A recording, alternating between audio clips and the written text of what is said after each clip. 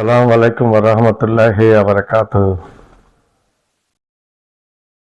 আধুনিক যুদ্ধে কি মারাত্মক মারণাস্ত্র শ্রেষ্ঠ না কৌশলটা শ্রেষ্ঠ? আমার কাছে খুব মারাত্মক মারণাস্ত্র রয়েছে। এটা কি সবকিছু হয়ে যাবে? আমি মনে করি সেটা না। সেটা প্রমাণিত হচ্ছে বর্তমানে ইরান, ইসরায়েল এবং আমেরিকার যে সংঘাত, এই সংঘাতের মধ্যে আমরা দেখতে পাচ্ছি আয়রন ডোম অনেক ব্যয়বহুল আকাশ প্রতিরক্ষা ব্যবস্থা ইসরায়েলের। গর্ব করে ইসরায়েলিরা বলতো যে এটাকে ভেদ করা কারো পক্ষে সম্ভব না, কিন্তু সেটা ভুল প্রমাণিত হয়ে গেছে। ইরানের গত 7-8 মাস আগে যে ইরানের সাথে ইসরায়েলের যে যুদ্ধটা হয়েছে সেখানে প্রমাণিত হয়ে গেছে ইরানের ড্রোন এবং ইরানের মিসাইলকে ঠেকাতে পারে না আয়রন ডোম। আমেরিকার প্যাট্রিয়ট এবং অনেক মারাত্মক ক্ষেপণাস্ত্র কিন্তু বর্তমানে 3-4 দিন ধরে যে সংঘাতটা চলছে ইরানের সাথে ইসরায়েল এবং আমেরিকার, সেটা দমাতে পারেনি আমেরিকা।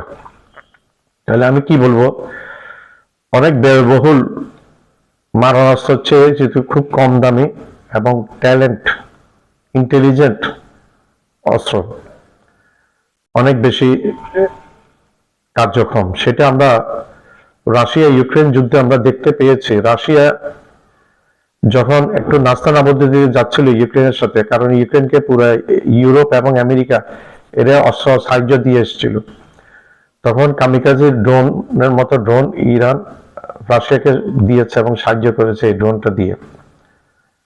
তখন যুদ্ধের পরে মোড় ঘুরিয়ে দিয়েছিল রাশিয়া এই ড্রোনের সাহায্যে, ইরানি এই কামিকাজি ড্রোনের সাহায্যে যুদ্ধের মোড়টা পুরো ঘুরিয়ে দিয়েছিল। আমরা সেটা তখন দেখেছি এবং বর্তমানে আমরা দেখছি যে আমেরিকার এমন কোনো স্থাপনা নাই যেখানে কাছে পিছে মধ্যপ্রাচ্যে এবং ইসরায়েলে স্বয়ং ইসরায়েলকে নাস্তানাবুদ করে ছাড়ছে ইরানের মারাত্মক ক্ষেপণাস্ত্রগুলা, মিসাইলগুলা এবং ড্রোনগুলা। এমনকি ইসরায়েলের এই কসাই প্রধানমন্ত্রী নেতানিয়াহুর অফিসও তছনছ করে দিয়েছে, ধ্বংস করে দিয়েছে এই মিসাইল। এখন আজকে 40 ঘন্টা ধরে নেতানিয়াহুর কোনো ভিডিও আমরা দেখছি না। এবং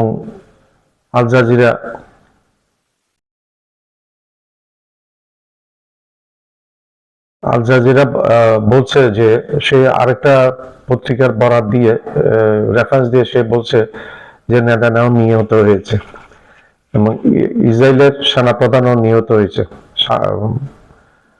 এখন নেতানিয়াহু আজকে উপস্থিতি 40 ঘন্টা ধরে নেতানিয়াহুর উপস্থিতি নাই কোনো ভিডিওতে এবং কোনো কিছুতে। যে নেতানিয়াহু ক্ষণে উপস্থিত হন সেই নেতানিয়াহুর কিন্তু কোনো উপস্থিতি আমরা দেখছি না, যার কারণে সন্দেহ দানা বেঁধে ঠিক ইয়ের মতো আয়াতুল্লাহ খামিনির মতো। খামিনিকে যেমন অস্ত্রের মাধ্যমে হঠাৎ করে আঘাতের মাধ্যমে হত্যা করা হয়েছে, নিহত করে শাহাদাত করা হয়েছে, আর এই কসাই নেতানিয়াহু মানুষের মনে এখন সন্দেহ দানা বেঁধেছে এবং বিশ্ব মিডিয়া মনে সন্দেহ দানা বেঁধেছে যে এই কসাই নেতানিয়াহুকে আদৌ বেঁচে আছে কিনা। সেটা আরো কয়েকদিন গেলে এটা পরিষ্কার হয়ে যাবে, নাকি ভয়ে ইন্দুরের গর্ত বানিয়ে ঢুকে গেছে নিজের যান বাঁচানোর জন্য। আসলে ইহুদি এদের মধ্যে ইমানি শক্তি নেই, কিচ্ছু নেই, এদের মধ্যে কোনো মনোবল নাই ওইরকম। এরা যান বাঁচাতে দুনিয়াটাকে এরা শ্রেষ্ঠ মনে করে। যে মনোবলটা ইরানের মধ্যে আছে, ইরানি মুসলিমদের মধ্যে আছে, তারা এখন ইরানকে পাগল করে দিয়েছে, ইরানকে খেপাটে করে দিয়েছে। বেকায়দার পরে এবং আমেরিকার যুদ্ধ জাহাজ পর্যন্ত আক্রান্ত হয়েছে এবং সেখানে 2টা মিসাইল গিয়ে আঘাত করেছে। আমেরিকা এটা চুপটি করে রেখেছিল, কিন্তু যে কোনো একটা মিডিয়াতে এটা প্রকাশ হয়ে গেছে, যার ফলে ট্রাম্পকে দুইবার সাংবাদিক সম্মেলন করে বক্তব্য দিতে হয়েছে। ওইখানেও বেশ কিছু ওই যুদ্ধ জাহাজের উপর বেশ কিছু ফাইটার প্লেন ছিল যেগুলো একেবারে ধ্বংস হয়ে গেছে। তো আমেরিকার গর্ব এই সমস্ত ফ্লিট, যুদ্ধ জাহাজগুলা, এগুলো দেখে ভয়ভীতি দেখাতো যে কোনো দেশকে আমেরিকা। ইরান সেগুলা তছনছ করে দিয়েছে, আমেরিকার গর্বকে মাটির সাথে মিশিয়ে দিয়েছে ইরান। ইরান দুইটি পরাশক্তির সাথে ইরান যুদ্ধ করছে, এটা একটা সাহসিকতার ব্যাপার আছে। কয়দিন টিকবে না দেবে এটা আল্লাহর উপর ভরসা করে নিজেদের তৈরি প্রযুক্তি দিয়ে ইরান লড়ে যাচ্ছে এবং অনেকটা ধ্বংসের শেষ প্রান্তে নিয়ে এসছে ইসরায়েল এবং আমেরিকাকে। আমেরিকা এখন ভুল পাল্টে গেছে এবং বলছে তারা যুদ্ধবিরতির জন্য বলছে। ইরান বলছে না, আমরা গতবার তোমাদের কথায় যুদ্ধবিরতি করেছি, তোমরা পরবর্তীতে তোমরা আবার আক্রমণ করেছো, এখন আমরা সে ফাঁদার পা দিব না, ওইটা আমাদের উপর নির্ভর করে। ইরান এমন একটা কৌশল নিয়েছে এখন, প্রথমত সে এই যুদ্ধটাকে লিঙ্গার করে ফেলতে চাইবে। এই কারণে ইসরায়েল এবং আমেরিকার কাছে যে আকাশ প্রতিরক্ষা আছে, এটা নাকি আগামী কয়েক দিনের মধ্যে এগুলো শেষ হয়ে যাবে। ইরান চাইবে ইরানের এই সমস্ত সস্তা দামি ড্রোন এবং সস্তা দামি মিসাইল ব্যবহার করে তাদের আমেরিকা এবং ইসরায়েলের খুব ব্যয়বহুল সীমিত যে স্টকটা আছে সেটা শেষ করে দেওয়ার জন্য। তখন আমেরিকা বিপদে পড়ে যাবে, ইসরায়েলের হাতে থাকবে তখন সবকিছু। ইতিমধ্যে ইরানের হাতে থাকবে সবকিছু। ইতিমধ্যে ইরানকে আকুণ্ঠ সমর্থন জানিয়েছে উত্তর কোরিয়ার প্রেসিডেন্ট কিম একাত্মতা প্রকাশ করেছে ইরানের সাথে। কিম বলেছে, আমাদের একজন প্রিয় মানুষ নেতা আয়াতুল্লাহ খামেনিকে দুনিয়া থেকে মেরে ফেলেছে, দুনিয়া থেকে সরিয়ে দিয়েছে ইসরায়েল। তো হুমকি দিয়ে রেখেছে উত্তর কোরিয়া। আর উত্তর কোরিয়ার কাছে মারাত্মক মিসাইল আছে যেগুলা আমেরিকা পর্যন্ত ভয় পায়, ইসরায়েল তো নস্যি।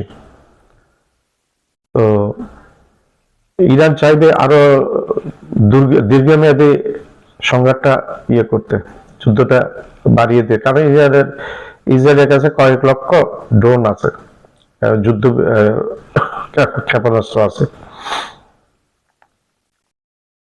আমেরিকা এখন চিন্তায় পড়ে গেছে। আমেরিকার ট্রাম্প হচ্ছে আসলে নেতানিয়াহুর একটা গোলাম। নেতানিয়াহু যেভাবে বলে সেভাবে সে গোলামি করে। এখন ধরা খেয়ে গেছে, আমেরিকাকে বিপদের মধ্যে ফেলে দিয়েছে ট্রাম্প। এই ট্রাম্পের বিরুদ্ধে এখন মারাত্মক আন্দোলন চলছে আমেরিকার ভিতরে। ট্রাম্পের গদি আসলে থাকে কিনা সেটা একটা সন্দেহের ব্যাপার আছে, সেটা নিয়ে আমরা সেই ট্রাম্পের গতিটা কিন্তু এখন অনেকটা অনিশ্চয়তার পথে চলে গেছে বলে আমরা মনে করি। আর আরেকটা যেটা মারাত্মক কাজ করেছে ট্রাম্প, পার্লামেন্টের অর্থাৎ সিনেটের অনুমতি ছাড়া সে যুদ্ধটা করেছে। এটা নিয়ে বিরোধী পক্ষ একটা বিল আনার চেষ্টা করছে ট্রাম্পের বিপক্ষে, কারণ ট্রাম্প আমেরিকার আইন লঙ্ঘন করে ফেলেছে। আমার চ্যানেলটা লাইক করবেন, শেয়ার করবেন, সাবস্ক্রাইব করবেন, বেল আইকনটা প্রেস করবেন, সাবস্ক্রাইব করতে ভুলবেন। আবার বলছি, আমার চ্যানেলটা লাইক করবেন, শেয়ার করবেন, সাবস্ক্রাইব করবেন, বেল আইকনটা প্রেস করবেন, সাবস্ক্রাইব করতে ভুলবেন না।